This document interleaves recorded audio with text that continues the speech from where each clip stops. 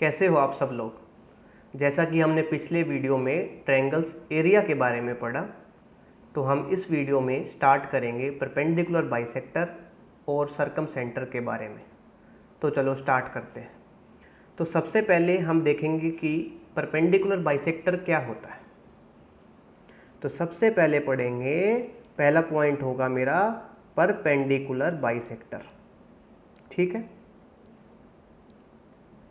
तो perpendicular bisector क्या होता है,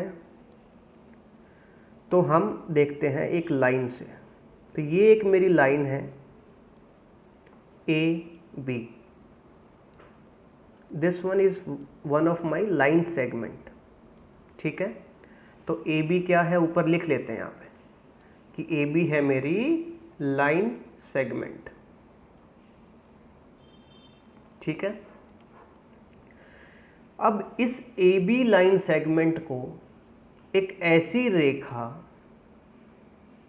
इस तरीके से इंटरसेक्ट करे कि वो इसके साथ 90 डिग्री का एंगल बनाए और इसको दो इक्वल भागों में इंटरसेक्ट करे। ठीक है, और what we can say one line which will intersect this AB line into two equal parts and at 90 degree angle। ठीक है, तो ध्यान से देखो, तो एक ऐसी लाइन जो इसको दो इक्वल भागों में डिवाइड करे। तो लेट अस एज्यूम कि वो D पे इंटरसेक्ट करती है, तो AD और DB इक्वल हो और जो लाइन इंटरसेक्ट करेगी वो कितने एंगल पे हो, 90 डिग्री के एंगल पे हो। This one is 90, this one is 90।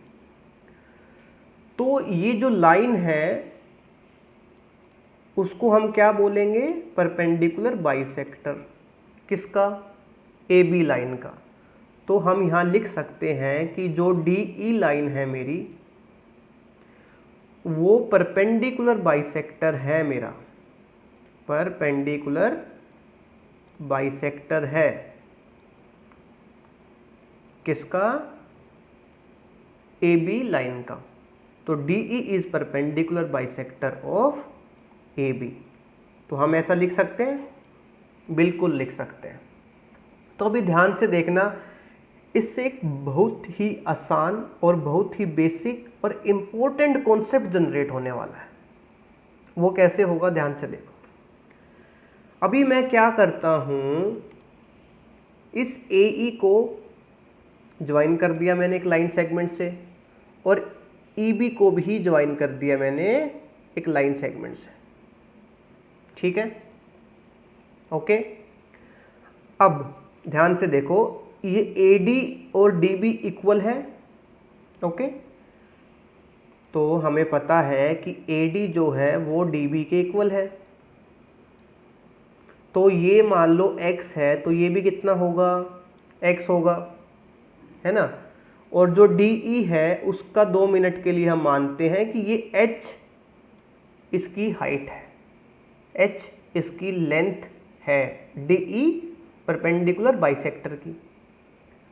तो क्या मैं ये कह सकता हूं कि AE जो है वो EB के बराबर होगा, यस और नो?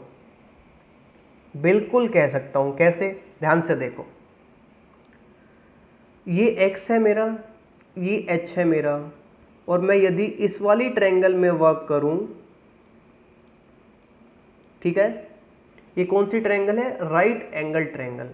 तो राइट एंगल ट्रायंगल में जो हाइपोटेनस का स्क्वायर होता है, मतलब AE का स्क्वायर जो होगा वो होगा x square plus h square, है ना। तो AE की जो वैल्यू आएगी वो क्या आएगी, under root x square plus h square आएगी या नहीं आएगी, बिल्कुल आएगी। अब मैं वर्क करता हूं इस वाली में, ठीक है, तो ये भी राइट एंगल ट्रायंगल है मेरी। तो क्या मैं ऐसा बोल सकता हूं कि BE का square is equal to h square plus x square. तो BE की वैल्यू क्या होगी, under root h square plus x square. ठीक है, तो मुझे एक बात बताओ, क्या ये दोनों वैल्यू सेम है या नहीं है? बिल्कुल सेम है। इसका मतलब मैं ये बोल सकता हूं कि AE किसके बराबर होगा? BE के बराबर होगा। ठीक है, तो AE जो है वो BE के बराबर होगा, ये हमने प्रूव कर लिया। ओके, तो इसका मतलब मैं ये बोल सकता हूं कि जो परपेंडिकुलर बाइसेक्टर होगा उस पे जो भी पॉइंट होगा, कोई भी पॉइंट उस परपेंडिकुलर बाइसेक्टर के ऊपर, वो A और B से इक्विडिस्टेंस होगा। ठीक है, मैं क्या बोलना चाहता हूं ये देखो, ध्यान से देखिए, ये देखिए, अब ये मेरा था एक लाइन AB और इसका परपेंडिकुलर बाइसेक्टर है ये। ठीक है, तो इसका मतलब ये AE is equal to BE होगा क्योंकि परपेंडिकुलर बाइसेक्टर है। तो अब मैं इस DE लाइन पे कोई भी पॉइंट लूं, लेट अस सपोज मैंने ये ले लिया, ये ले लिया, ये ले लिया, ये तीनों पॉइंट्स जो हैं वो A और B से इक्विडिस्टेंट होंगे। तो ये मेरा और ये इसके इक्वल होगा, ऐसे ही ये मेरा इसके इक्वल होगा, ऐसे ही मेरा ये पॉइंट ये इसके इक्वल होगा, राइट। तो ये इसके इक्वल होगा, ये लाइन इसके इक्वल होगी, ये लाइन मेरी इसके इक्वल होगी, राइट। तो इस परपेंडिकुलर बाइसेक्टर पे आप कोई भी एक पॉइंट लेते हो, वो पॉइंट A और B पॉइंट से इक्विडिस्टेंस पे होगा। ठीक है, ओके, तो ये थी मेरी पहली प्रॉपर्टी परपेंडिकुलर बाइसेक्टर्स की। अब हम दूसरी प्रॉपर्टी देखते हैं। ठीक है, अब दूसरी प्रॉपर्टी क्या है मेरी? दूसरी प्रॉपर्टी है कि मैं एक लाइन लेता हूं AB, ओके, ठीक है, और एक कोई भी एक पॉइंट C लेता हूं यहां पे, और मैं ये पहले ही बताता हूं आपको, ये गिवन है कि ये CA जो है ना वो इस CB के बराबर होगा। ये पहले से गिवन है क्वेश्चन में कि AC जो है वो CB के बराबर होगा। ठीक है, और अब इस C से मैं यहाँ पे एक एंगल बनाता हूँ 90 डिग्री का। कितने का? 90 डिग्री का। ओके, तो प्रूव ये करना है कि जहाँ पे भी ये इंटरसेक्ट करेगा इस AB लाइन को, तो वो उसको डिवाइड करेगा टू इक्वल लाइंस में। ठीक है, तो गिवन में क्या है मेरा? AC is equal to CB, right, और जो CE लाइन है मेरी वो परपेंडिकुलर है AB के। So these two things are given. हमें प्रूव क्या करना है? हमें प्रूव करना है कि AE जो है वो EB के बराबर होगा। ठीक है, कैसे करते हैं देखो, दोबारा से मैं इसको H लेता हूं, ये X है तो ये भी X होगा क्योंकि ये दोनों इक्वल दी हुई हैं। अभी हमें करना क्या है? AE और BE की वैल्यू निकालनी है और ये प्रूव करना है कि वो दोनों इक्वल होगी। ठीक है, तो मैं AE की वैल्यू निकालता हूं, तो AE का स्क्वायर किसके बराबर होगा? इफ मैं इस वाली ट्रायंगल में वर्क करता हूं तो वो होगा x square minus h square, है ना। और AE की वैल्यू क्या होगी? Under root x square minus h square. अब मैं देखता हूं BE स्क्वायर किसके बराबर होगा? X square minus h square. तो BE किसके बराबर होगा? Under root x square minus h square. तो यहां से हमने प्रूव किया कि AE किसके बराबर होगा? BE के बराबर होगा। ठीक है, ये हमने प्रूव कर लिया।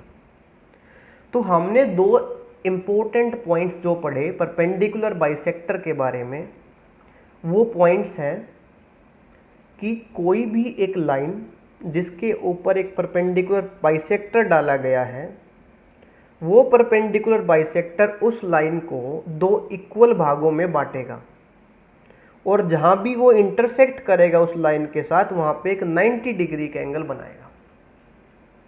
ठीक है। दूसरा पॉइंट क्या है, एक कोई भी एक ए बी लाइन है मेरे पास, ओके, एक ऐसा पॉइंट मैं लेता हूं सी जो इस ए से भी और बी से भी इक्वल डिस्टेंस पे है, ओके, और इस सी पॉइंट से मैं एक एल्टीट्यूड डालता हूं कहां पे, इस ए बी लाइन पे, तो ये इक्वल भागों में ही बांटेगा। ओके, तो ये दोनों पॉइंट एक दूसरे के वाइस वर्सा है। ठीक है, तो एक बार हम इसे ग्राफिकल रिप्रेजेंटेशन करके देखते हैं जिससे हमारी ये दोनों कॉन्सेप्ट परपेंडिकुलर बाइसेक्टर के रिवाइज हो जाएंगे। तो देखो, तो मैंने सिंपल से क्या बात बोली कि एक लाइन है ए बी, ठीक है, और इस पे मैं एक परपेंडिकुलर बाइसेक्टर डालता हूं तो ये दोनों इक्वल होंगे। ठीक है, और इस परपेंडिकुलर बाइसेक्टर पे आप कोई भी पॉइंट लोगे तो वो ए से और बी से इक्वी डिस्टेंस पे होगा। ओके, दूसरी प्रॉपर्टी क्या थी कि एक लाइन ए बी है और एक ऐसा पॉइंट सी है जो ए से और बी से इक्वल डिस्टेंस पे है, और उससे मान लो मैं एक एल्टीट्यूड डालता हूं तो ये इसको इक्वल भागों में डिवाइड करेगा। तो ये दोनों कॉन्सेप्ट एक दूसरे के वाइस वर्सा है। तो अब आपको परपेंडिकुलर बाइसेक्टर के बारे में पूरी नॉलेज हो चुकी है। अब हम बात करेंगे सरकम सेंटर के बारे में, सरकम सर्कल के बारे में और सरकम रेडियस के बारे में। ठीक है, तो चलो स्टार्ट करते हैं। तो जो थर्ड पॉइंट है मेरा वो है सरकम circle.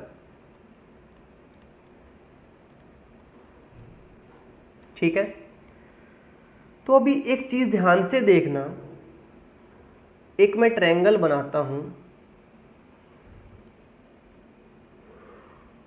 This one is one of my triangle A B C, जिसकी ये साइड है ए, ये साइड है बी और ये साइड है सी। ठीक है, अब मैंने क्या किया, अब मैंने एक सिंपल सा काम किया कि ए बी और बी सी पे एक परपेंडिकुलर बाइसेक्टर डाल दिया। ठीक है, तो पहले हम बी सी पे डालते हैं। तो ये परपेंडिकुलर बाइसेक्टर क्या करता है, इक्वल डिवाइड करेगा। तो लेट अस सपोज कि वो इस पॉइंट पे कट करेगा। ठीक है, और 90 डिग्री का एंगल बनाएगा। तो ये कुछ ऐसा होगा,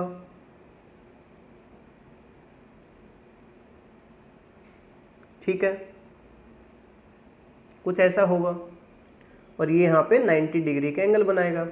अब मैं ए बी पे डालूंगा परपेंडिकुलर बाइसेक्टर, तो ये कुछ यहाँ पे बीच में इंटरसेक्ट करेगा और 90 डिग्री पे इंटरसेक्ट करेगा। तो इसने यहाँ पे इन दोनों लाइंस में एक इंटरसेक्शन पॉइंट बनाया। इन दोनों लाइंस ने एक यहाँ पे इंटरसेक्शन पॉइंट बना दिया। ठीक है, तो अब ये जो इंटरसेक्शन पॉइंट है मेरा वो किससे बना, एक तो BC के परपेंडिकुलर बाइसेक्टर से और एक AB के परपेंडिकुलर बाइसेक्टर से। ठीक है, अब मुझे एक सिंपल सी एक बात बताओ कि क्या ये दोनों चीज इक्वल होंगी।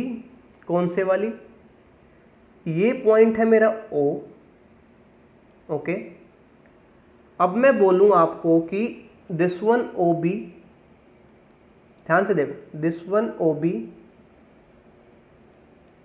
ठीक है, और OA,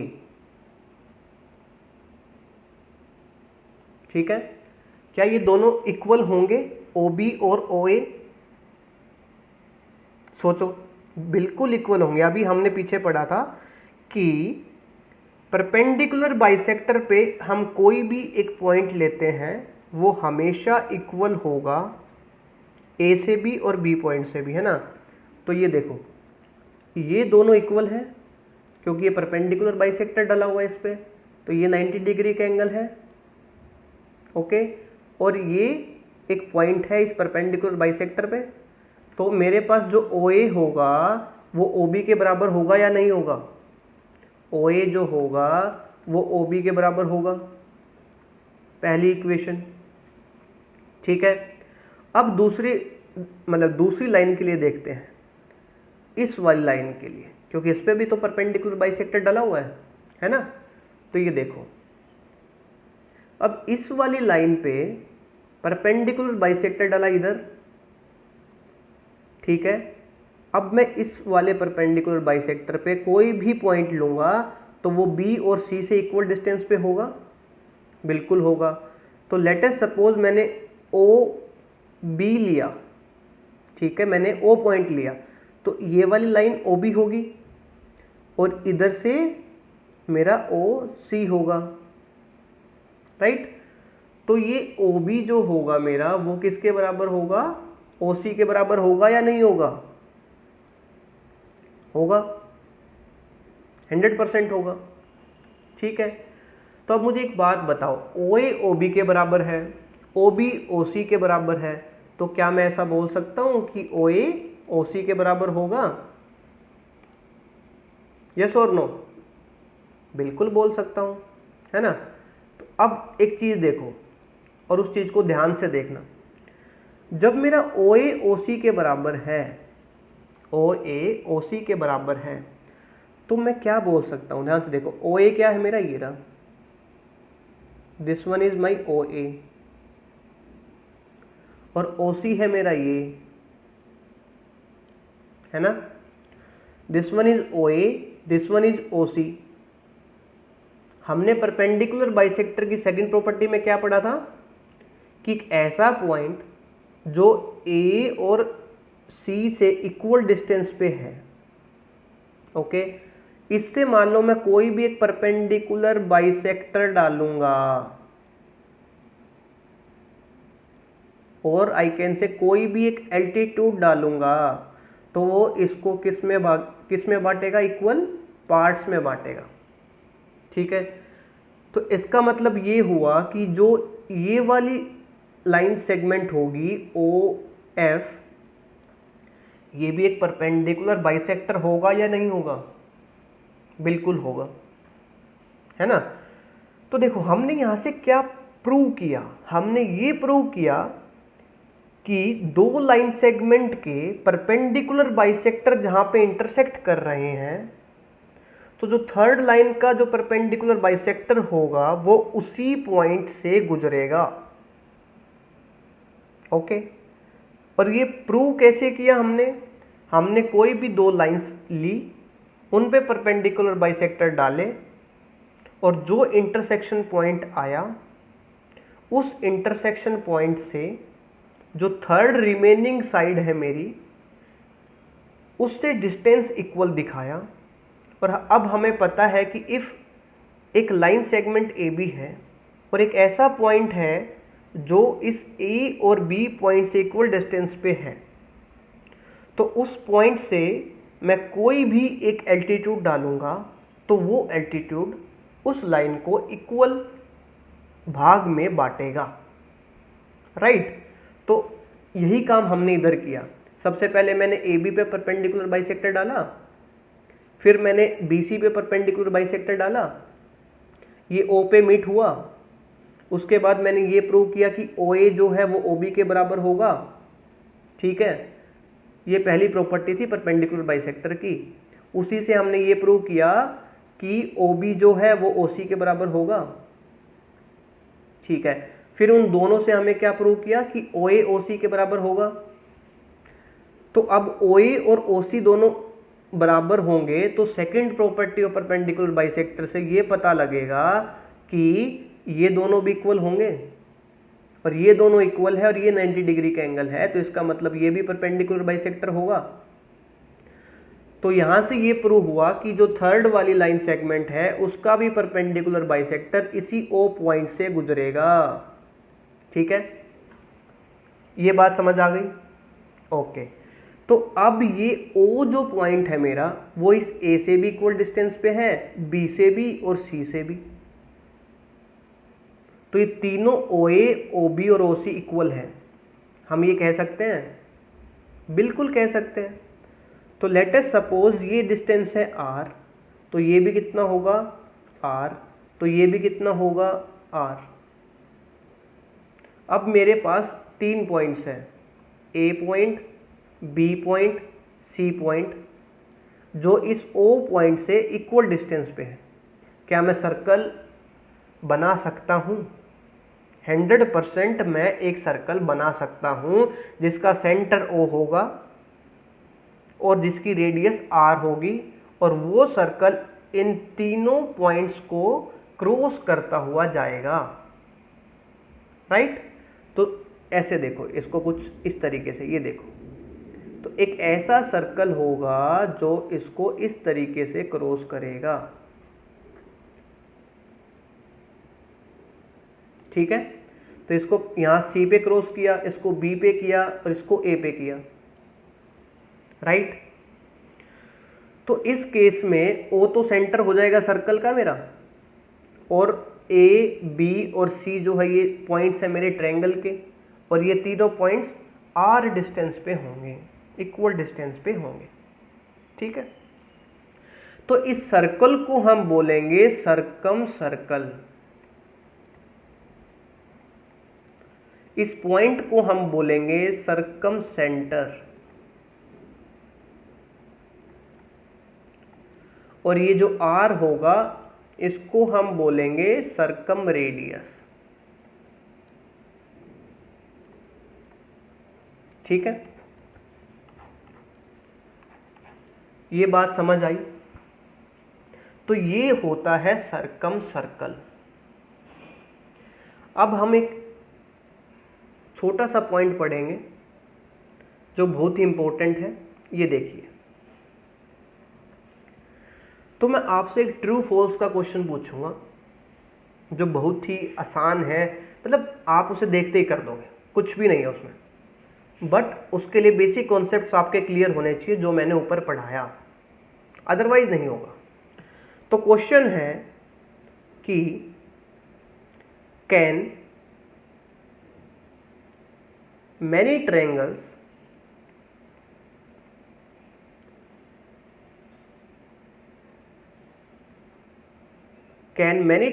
have same circumcenter?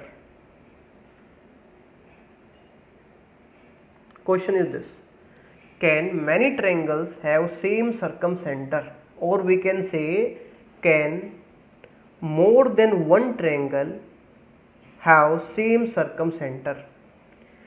क्या बहुत सारी ट्रायंगल्स का एक सर्कम सेंटर हो सकता है? यस और नो? सोचो, वीडियो को पॉज करो और सोचो इसके बारे में कि ये हो सकता है या नहीं। तो चलो हम देखते हैं। तो मैं एक काम करता हूं, कोई भी एक सर्कल ड्रॉ करता हूं, ठीक है, और इस सर्कल के अंदर मैं कोई भी एक ट्रायंगल ड्रॉ कर लेता हूं। This one is the triangle. तो मुझे एक बात बताओ कि इस सर्कम सर्कल, क्या ये सर्कम सर्कल हम बोल सकते हैं इस ट्रायंगल का? बिल्कुल बोल सकते हैं। कैसे? इस वाले सर्कल का जो सेंटर होगा वो इधर से भी इक्वल डिस्टेंस पे, इधर से भी और इधर से भी, क्योंकि ये रेडियस होगा, और ये सर्कल इस ट्रायंगल के तीनों वर्टेक्स को क्रॉस करता हुआ जा रहा है। तो क्या मैं और बहुत सारी ट्रायंगल्स ऐसी बना सकता हूँ? बिल्कुल। ये देखो, क्यों नहीं बना सकता? बिल्कुल बना सकता हूँ। ये देखिए, तो इस सर्कल के अंदर आप कोई भी ट्रायंगल बनाओगे जिसके तीनों पॉइंट्स इस सर्कल के ऊपर हैं, तो क्या उन सबका सरकम सेंटर यही होगा? होगा। तो हमने ये प्रूव कर लिया या नहीं कर लिया कि एक से ज़्यादा ट्रायंगल्स का एक सरकम सेंटर हो सकता है? हो सकता है। तो इस क्वेश्चन का आंसर होगा यस। यस, बिल्कुल हो सकता है। ठीक है, तो इस वाले वीडियो में हमने बेसिक जो चीज़ें पढ़ी, तो एक बार उन्हें हम रिवाइज करते हैं। ठीक है, रिकैप करते हैं। तो सबसे पहली चीज़ जो हमने पढ़ी वो परपेंडिकुलर बाइसेक्टर के बारे में पढ़ी। ठीक है, परपेंडिकुलर बाइसेक्टर के बारे में हमने दो प्रॉपर्टी को पढ़ा, फर्स्ट और सेकंड। फर्स्ट प्रॉपर्टी जो थी वो थी कि एक लाइन पे कोई भी एक परपेंडिकुलर बाइसेक्टर डलेगा तो वो इसको इक्वल भागों में बांटेगा, और इस परपेंडिकुलर बाइसेक्टर में मैं कोई भी पॉइंट लेता हूं तो वो इस और इस पॉइंट से इक्वल डिस्टेंस पे होगा। ओके। दूसरी प्रॉपर्टी थी कि मैं एक लाइन लेता हूं ए बी, और एक ऐसा सी पॉइंट लेते हैं जो सी ए और सी बी इक्वल हो, और उस पॉइंट से मैं कोई भी एक एल्टीट्यूड डालता हूं तो ए ई और बी ई इक्वल होंगे। हमने फिर उसके बाद पढ़ा कि सरकम सर्कल क्या होता है, सरकम सेंटर क्या होता है, और सरकम रेडियस क्या होता है। तो हमने सरकम सर्कल के बारे में ये पढ़ा कि एक ऐसा सर्कल जो ट्रायंगल के तीनों वर्टेक्स से क्रॉस होता हुआ जाए और उसका सेंटर इन तीनों वर्टेक्स से इक्वल डिस्टेंस पे हो, तो उसको हम सरकम सर्कल बोलेंगे, और उस सेंटर को सरकम सेंटर बोलेंगे, और उस रेडियस को हम सरकम रेडियस बोलेंगे। एक थर्ड इंपॉर्टेंट पॉइंट जो है वो जो हमने पिछले वीडियो में पढ़ा था उसको एक बार हम रिकैप करते हैं कि इस तरीके की ट्रायंगल का जो एरिया होगा वो कुछ इस तरीके से भी हम निकाल सकते हैं कि तीनों साइड्स की लेंथ का multiplication divided by 4 into circumradius. ठीक है, तो इसका प्रूफ आपको देखना है तो आप ट्रायंगल्स एरिया वाली वीडियो को सब्सक्राइब लाइक करें और एक बार वहां जाके देखें कि ये किस तरीके से इसका प्रूफ किया गया है। ठीक है, ओके, थैंक यू गाइस।